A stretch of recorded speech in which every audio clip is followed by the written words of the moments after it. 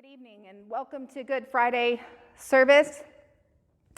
And even though we can't be together in this place, know that we are gathered. We gather tonight to remember, to prepare, to wait for a Sunday morning of hope. But for now, we sit amidst the darkness. We ponder in death what life eternal might be. I want you to hear these opening words tonight. Gather round, I have a story to tell, of one who reached inside himself and took a handful of love like a pile of stardust and said, "This is for you. It is all you need. It is all you will ever need. There is enough here to change the world. Take it." Many laughed at him, mocked him, and ignored the invitation. But some dared to take it, and those who did noticed something about his love. They found that they could do what the gift giver could do. They could stand with the lost. They could welcome the traveler. They could eat with the hungry.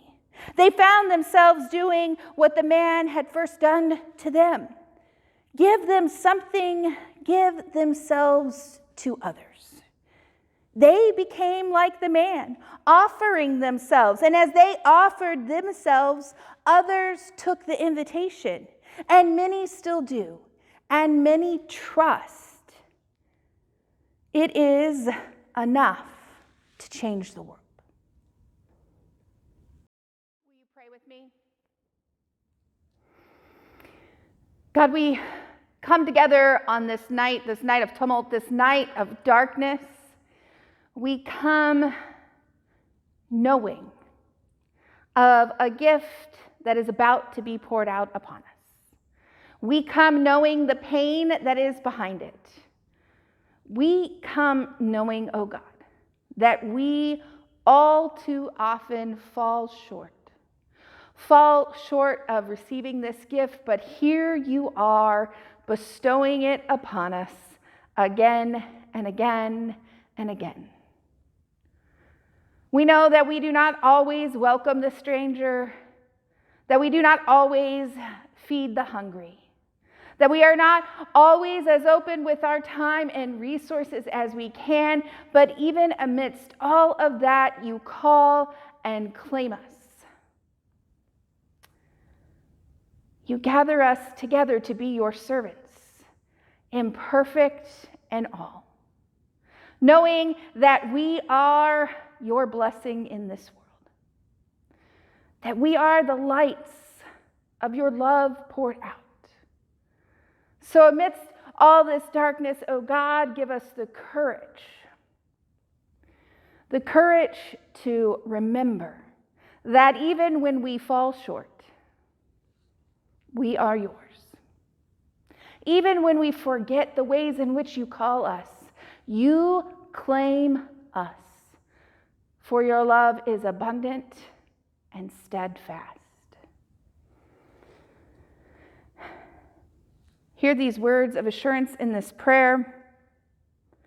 God forgives us, and forgiveness comes quickly. Even now, in the shadows of the cross, at the base of the cross, God does not withhold anything from us. In 3 days, we will see a stone rolled away. We will see death put in its place again. But today we wait. We wait because it's Friday. We gather in the shadows, but we hope. We hope and trust that Sunday is coming for you and for me and for all people. Hear these words of scripture tonight from John chapter 18, verses 1 through 21. After Jesus had spoken these words, he went out with his disciples across the valley to a place where there was a garden, which he and his disciples entered. Now Judas, who betrayed him, also knew the place, because Jesus often met there with him. So Judas brought a detachment of soldiers together with police from the chief priests and the Pharisees, and they came with their lanterns and torches and weapons. Then Jesus, knowing all that was to happen to him, came forward and asked them, "For whom are you looking?" And they replied, "Jesus of Nazareth." Jesus replied, "I am he." Judas, who betrayed him, was standing right with them.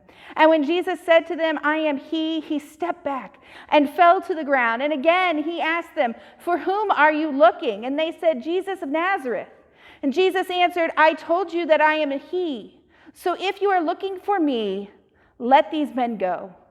This was to fulfill the word that had been spoken.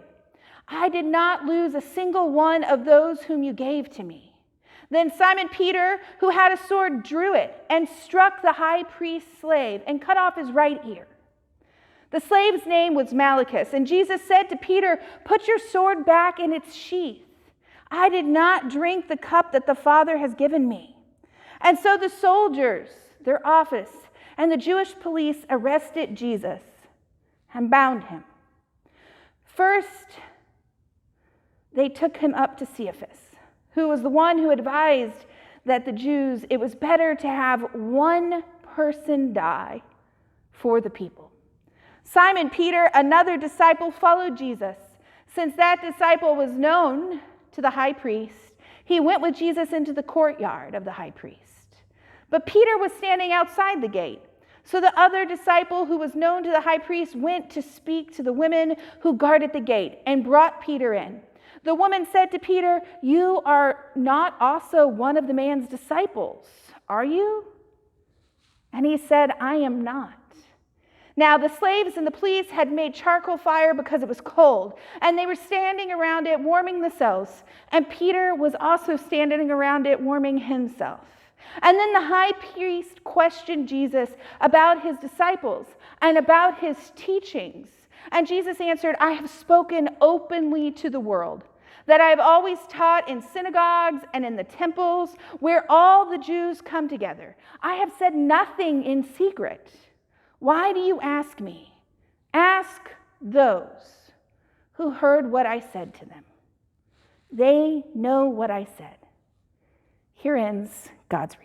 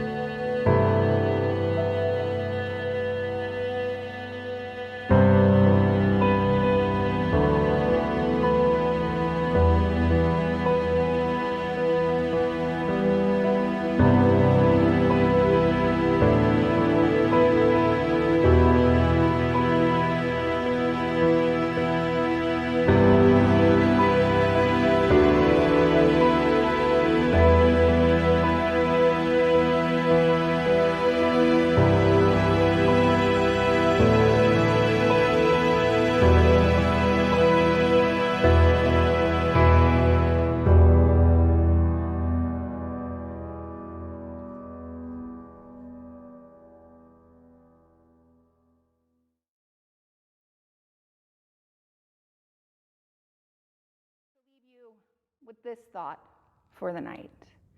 Meditate, reflect, take this weekend to be broken open in preparation for the resurrection. Those whom he left behind saw nothing but his corpse. He was not a teacher anymore. He had become a teaching instead, a window into the depths of God that some could see through and some could not. Those who he held out hope for a strong God, a fierce God, a God who would broker no injustice. They looked upon a scene where God was not. And while those whose feet Jesus had washed, whose faces he had touched, whose open mouths he had fed as if they were little birds, they looked upon a scene in which God had died for the love of them. He had put his own body between them and those who meant to do them harm.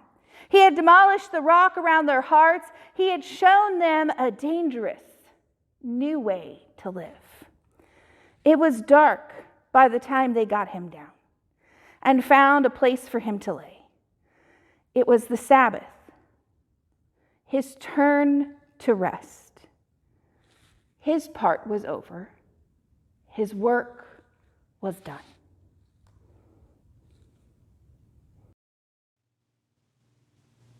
Were you there when they crucified my Lord?